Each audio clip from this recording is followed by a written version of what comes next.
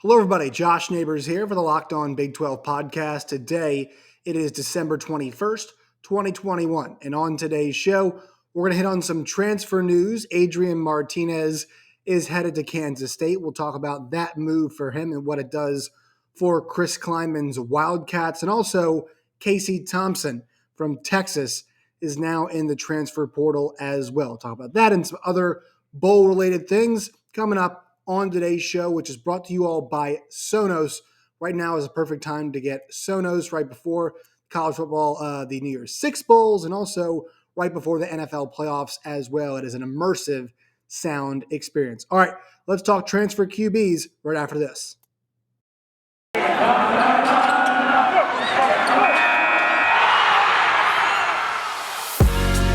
You are Locked On Big 12. Your daily podcast on the Big 12 Conference, part of the Locked On Podcast Network, your team every day.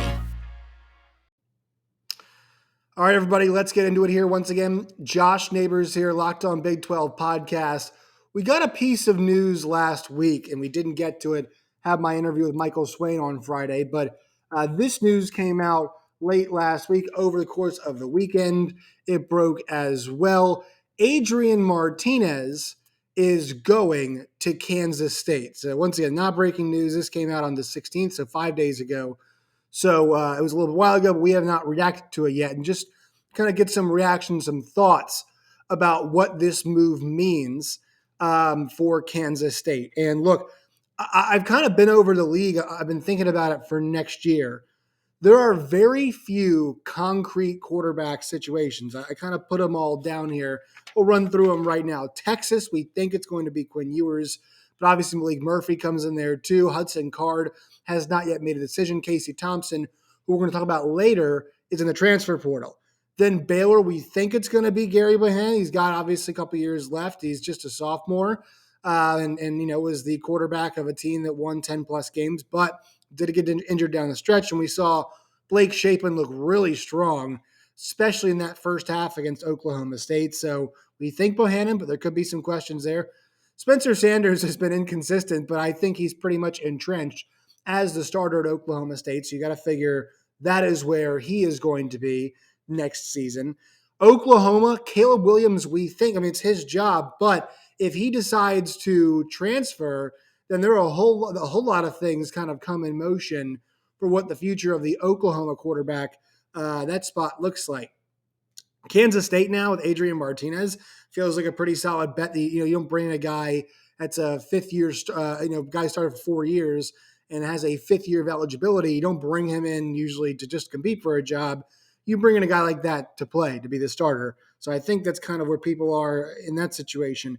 West Virginia, we think it's going to be Garrett Green. There's been no word from Jarrett Dagey yet about his future, whether he's coming back or not. I think that indicates maybe he is moving on. We'll see, but that's up in the air. How much do you trust Garrett Green moving forward? Jason Bean and Jalen Daniels, both at Kansas, is a very interesting situation. Jalen Daniels played really well at times. Jason Bean was a starter for most of the year, so where do you go in that direction? We think Hunter Deckers is going to take over. Obviously, Brock Purdy could come back if he wanted to. I don't think that's where a lot of people believe that the situation is trending as far as Iowa State's quarterback situation. Max Duggan, yes, at TC. That feels like it's a pretty big yes. I know people kind of liked what Chandler Morris did towards the back end of the season, but I think Max Duggan's kind of deserved that spot. And then Texas Tech, you've got Shuck, you've got Morton, you've got Smith. All three are pretty strong options in my estimation, in my belief. But all three of those guys, I think they're going to compete for the job. And my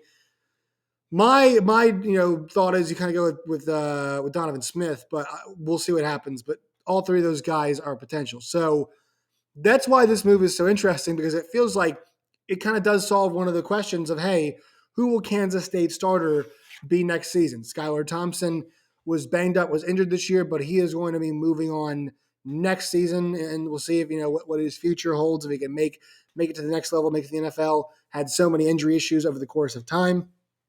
But I will say this, with the quarterbacks that are currently in the room with Rubley, and you also consider in Will Howard and Jaron Lewis, we've seen enough Will Howard to know that, at least in my opinion, we have, that he's not going to be the solution for Kansas State at quarterback. He has really struggled at times. He's had a couple decent performances, but not a guy that does a whole lot for you in the passing game, can run some. We've seen in a couple spurts this year, he did a good job running the football, but not a guy that can really run the offense and keep it humming in a significant way that we saw, when Skylar Thompson was at the reins of the offense. And so that is why now we turn our attention towards Adrian Martinez, a guy who has been a 4-year starter at Nebraska, has had plenty, of experience at the helm for that team, and like to have a guy who started the 4 years, that's great. This guy is somebody for them that's thrown over almost 8,500 yards, right? 45 touchdowns. Here's a problem for him though: 30 INTs on the ground. He's run for 2,300 yards. He's rushed for 35 touchdowns in his career as well. So this is a guy who does it, he's got, let's see, I'm counting right now in my head, 80 career touchdowns and across the 4 seasons that he's had. The issue for him is this: he turns over the ball so much. 30 interceptions for him in his career at Nebraska. And then I kind of tracked it. This year at one point, it was like 18 fumbles through 34 starts. I don't know if it counts all the ones he's lost. I don't know if that's the case, but from that point on, I've got the number now at 20 fumbles in 39 games. Now, he did not lose all of them, but he's still turfing the football. He had a couple towards the back end. So this is a guy that, has turned the ball over like 40 plus times in his career and across the 4 seasons. And this is the problem for him. And I've watched enough Adrian Martinez to know people seem to think he's got a lot of talent, a lot of ability. I've never watched him and been that impressed. I think he had a nice year last year, although it was an abbreviated year. And this year he completed less than 62% of his passes, 14 touchdowns, 10 interceptions, did run for the 525 and 13 scores on the ground. So I think for Kansas State, there's 2 sides of this. Number one, can you clean up his, the big thing is actually, let's just kind of take a step back here. The upshot is he is an improvement over what it appears you'd have replacing Skylar Thompson at moving forward. I think he is an upgrade over Will Howard, Jaron Lewis, and Rubley we have not seen, right? So that's kind of a open question there about what Rubley is going to show if he does get a chance to. I think once again he is an upgrade over everything that they've had right now and what we've seen. The other part of this is like how much better does he actually make them though? So he is an upgrade, but does he make them much better than they were last? And look, 7-5 was a respectable season they had. Probably should have been 8-4. They probably should have beaten Texas last week of the season. Texas went out and earned that one, but that's a game that you think, you think Kansas State probably should win. They were a better performing team than Texas for most of the year. So when you factor that in there, like, does this make them any better? That's kind of the question that's on my mind. Is Kansas State going to be better with Adrian Martinez at the helm? I tend to think no. I tend to think that they're not going to improve very much. I don't think it's raised the ceiling. Now, got a decent group of playmakers, and a lot of those guys are coming back, right? Obviously, you think about Deuce Vaughn. He's there, and Knowles as well. They're going to try to, kind of retool that offense and get that thing going in the correct direction and kind of keep it on the upward trajectory using their playmakers. Does it make them a lot better, though? And once again, I've said this, but I don't think that is – I don't think the answer is yes. But it's, once again, a good option for kind of the situation that they were in. Questions of the quarterback position moving forward. They've now got a proven guy, a proven playmaker in Adrian Martinez for them. Can they clean up his turnover issue? Because that is the one part of this that I think is important for Kansas State offenses is, look, this is not an offense that's all about hitting explosive plays. At peak efficiency, we saw it this year in the Oklahoma game. They held the football for a long period of time. They made Oklahoma make the most out of their possessions. I think that's ideally what Kansas State can be. Now, they do hit home runs, right? They've got a home run playmaker in Deuce Vaughn. They had a couple big time runs this year as well from the quarterback spot. But really the offense is it's not a one that's always looking to throw the ball way downfield, right? It's a more of a holding the ball, plotting offense. I think Adrian Martinez does help that in some ways, but it's also about taking care of the football. Like if you want to make the game a slower paced game, then it doesn't make sense. It's unfortunate rather if you have a quarterback who turns the ball over a lot. And I'm going to look here at let's see if we can find some pace stats for this season to really figure out. I should have had this up beforehand, but at least from a most plays run perspective. But this is not, I don't know if anybody watched Kansas State. Actually, believe it or not, here they are, the Kansas State Wildcats this year. They ran the least amount of plays per game, 57.5 plays per game was the least amount of plays run by a team by over 3 full plays. The next team was Stanford at 60.8 in all of FBS this year. So this just shows you, like, this was a team that wants to play slow. And if you're going to play slow, a big part of that is taking care of the football because you then have to maximize your possessions. Adrian Martinez might not help them maximize their possessions. I think that's the big worry. That's the concern. But in terms of proven playmakers, we'll see. And also he's a running threat. So that could mix well with Deuce Vaughn. So I think this is an interesting kind of risk type play because once again, I think that turnovers could kind of blow back in their face. But also, if he kind of shows some of that playmaking, helps them win a few games, and he didn't at Nebraska. He cost them a couple of those games single-handedly. But if he can get some of that playmaking stuff, the turnover stuff under control, he can't help but win some games this conference. I do believe that. And also, once again, it's one of the more stable quarterback situations we feel like, especially not knowing what Jake Rubley gives you. I think Kansas State now is one of the more, at least, kind of knowing what we've got here. They're up there in terms of quarterback situations. I think it says more about the conference than it does about Kansas State's situation, but also it's kind of nice for them to be able to know what the idea is, what kind of the plan is moving forward. All right, quick break, and then we'll hit on some other transfer quarterback news. Today's show is brought to you all by Prize Picks. Prize Picks is the best way to play daily fantasy for college sports. They've got college football, college basketball. I've been telling you guys about Prize Picks. What are you guys waiting for to sign up? In addition to college football, like I said, Prize Picks makes it more exciting to bet on college basketball. If you download Prize Picks, the app right now, it's available in most states.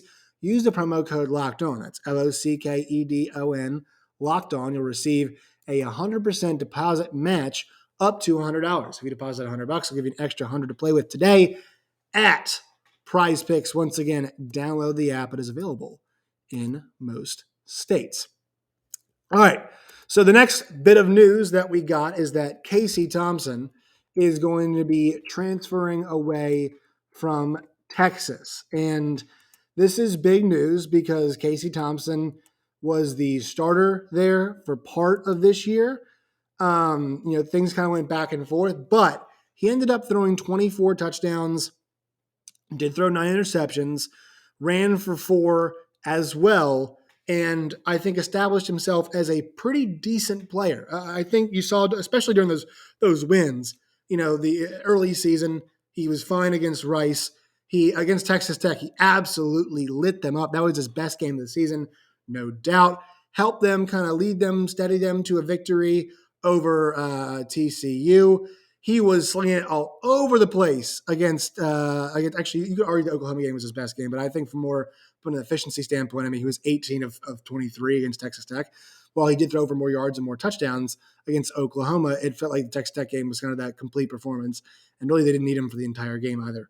The Baylor performance was good when things got worse late, but how much was that him? He threw for 6 scores against Kansas. So this is a guy that's shown some ability. He's a good athlete. He's got good enough size, and I think there's going to be a lot of teams that are in the market for Casey Thompson.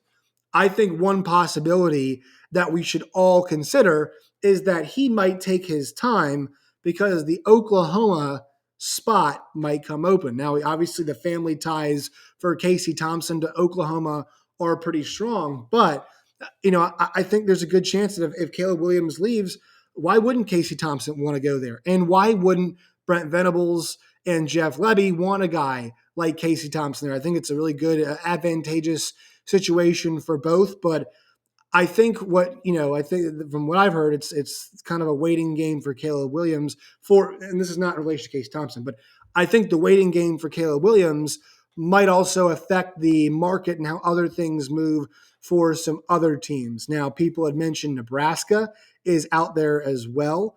And once again, I don't think we're going to hear about this stuff until we know Caleb Williams' decision. And from what I can tell, it's going to be after the bowl game when Caleb Williams decides whether or not he is going to be staying at Oklahoma with the new staff, with Jeff Lebby, with Brent Venables. Is he going to be staying on to be a part of that? In that situation, will he be there?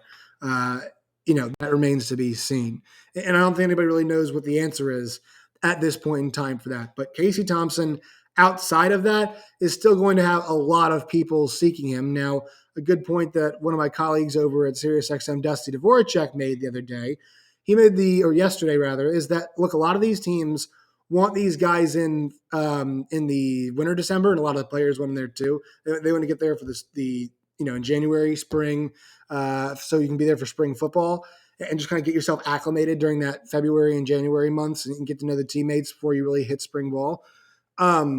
Still, there's a little bit of time for it. So I think all of this stuff most likely gets cleared up around New Year's. I think that's what the timeline I'm looking for. But I mentioned Nebraska. I mentioned some of these situations across the conference too. I mean, I think there's a lot of spots that could make sense, right? Could he go to a TCU? I tend to think not. Iowa State, do they trust Hunter Deckers? What about a West Virginia? Could he end up there at a place like that? There are some potential options in the Big 12. I think some of those would make sense. I think he's an able player. I think a lot of coaches got a good view of him this season, and so I think that ups his stock, at least in the conference. And look, I don't think Casey Thompson had his moments where he was the problem at Texas. He made some bad throws. That one against Baylor is one that really does stick in my mind. He had a bad interception in that game, if I remember correctly. But I find him a pretty able player. I thought he was better than Hudson Card this year. I thought he should have been the starter for most of the season. And I don't think Casey Thompson was just the problem. I think Texas had so many other issues up front on the defensive line as well as up front on offense and up front on defense, if you will. They had a lot of issues on both of those sides. So I really didn't see it, as a total Casey Thompson problem, but they had deficiencies across the board. So I know it said in the past that, look, they got to find a QB that they can stick with, and I think that's true.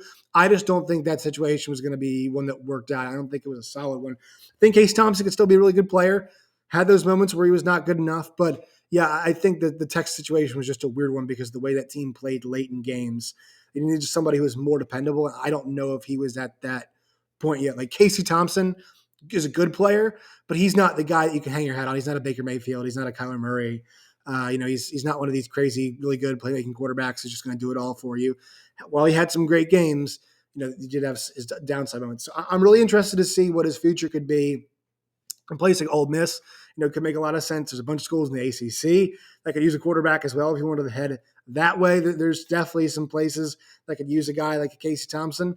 But, I think just because he's leaving Texas and it's a crowded quarterback room there, I don't necessarily says anything bad about the caliber of player Casey Thompson is. And also, if he wanted to go to the FBS or to the P5 level, I'm sure he could go somewhere and light it up. I think a lot of people believe that. And a lot of quarterbacks do go to that P5 level and light it up at times. But, yeah, there are a couple options, obviously, for him, as I mentioned, in the Big 12 Conference. I would just have a tough time seeing him go to a place that's not Oklahoma. I feel like if we're thinking about those kinds of places, those kinds of schools in the Big 12, Oklahoma would be number one on those lists, and I feel like that's what he might be potentially waiting on. Who knows? We'll see what Caleb Williams ends up deciding, and we'll see if that causes any kind of ripple effect or if those two things are going to be separate entities moving forward. All right, that will do it for today's show. Before we get out of here, one more word from our sponsors. Today's show is brought to you by betonline.ag. Go to betonline.ag today to get in on the bowl action. I mentioned earlier we talked some bowl stuff. This is the bowl stuff right here. Our friends at betonline.ag have all the spreads, all the possible props, everything you could want in terms of bowl betting right now. Go to betonline.ag. You can bet on college football, college basketball, MLB, futures bets, NBA, all those kinds of things they've got there. Use the promo code LOCKEDON, LOCKEDON, when you sign up. 50% deposit bonus when you do. So if you deposit $100, I give you an extra 50 to play with today. BetOnline.ag. BetOnline, it is where the game starts. Today's show is also brought to you by Built.com. That's where you can find Built Bars, Built Go, Built Boost. It's holiday season. It's a great treat. It's also good for you. Tastes like a candy bar, but it's better for you than most candy bars are. They've got all kinds of flavors, peanut butter, brownie, raspberry, mint chocolate, all kinds of stuff you can find right now at Built.com. Go there today. Use the promo code LOCKED15. That's LOCKED15, LOCKED15 for 15% off upon your first order at Built.com. All right, that will do it for today's show. Make sure you follow me on Twitter at @JoshNeighbors_. You can see it here on the screen if you're watching on YouTube. Make sure you subscribe to us on YouTube as well. You leave a like, leave a comment as well. Love it when you guys comment. Gives me ideas for the shows moving forward. If you watch us on YouTube, you can also find us Stitcher, Spotify, Google Play, wherever you guys get your podcasts from. You can find the Locked On Big 12 podcast and also find the show on Twitter at LO Big 12. Till next time, my friends, as always, stay safe.